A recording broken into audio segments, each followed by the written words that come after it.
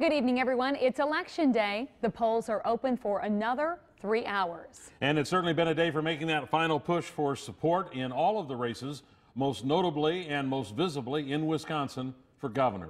Both Governor Walker and Mary Burke met with various voters in various communities before heading back to their home bases in southern Wisconsin.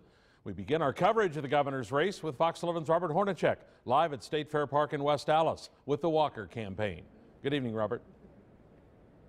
Good evening, Tom. The room here at State Fair Park is empty now, but it's getting set for Governor Walker later tonight, and it's for what the Walker campaign hopes is a victory party. That would cap off a busy day for the governor. Earlier in the day, he cast his ballot at Jefferson Elementary School in Wauwatosa. From there, he took a quick tour of the state, stopping at Kroll's West in Ashwaubenon. The governor also made a stop at a business in Wausau. Now, his campaign has been focused on continuing what he started 4 years ago.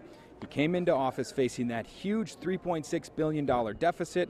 One of the ways he dealt with that was by limiting collective bargaining for most public employees. You'll recall that led to massive protests and eventually a recall effort, which Walker survived. He says now the state needs to keep moving forward, and he says his opponent would take the state backwards. I feel good about where we're at. I think with our rally last night and our stops across the state yesterday, we'll keep it up today.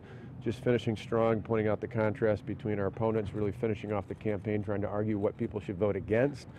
We've made the case what people should vote for: a better Wisconsin, a better future, a better life for our children, our grandchildren, and that's really the contrast in this election, the closing day. Now, if Walker were to win tonight, this would be his third victory in the last 4 years. We'll, of course, be here throughout the evening and bring you reaction later on Fox 11 News at 9. Live at State Fair Park, Robert Hornacek, Fox 11 News. Meanwhile, Mary Burke is in Madison this evening. Her supporters gathering at an arts center on State Street. And we turn now to Fox 11's Andrew Lacombe for more on the Democratic nominee. Andrew.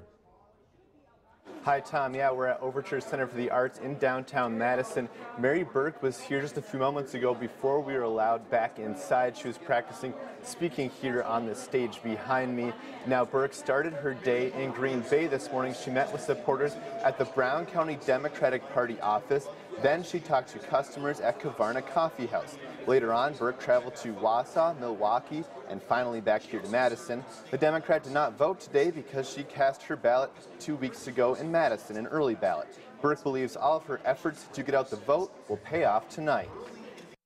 I'm feeling great, and there's a lot of support. I've been traveling around the state in the last few days and talked to a lot of people, and people see that there is a different way of leading Wisconsin forward.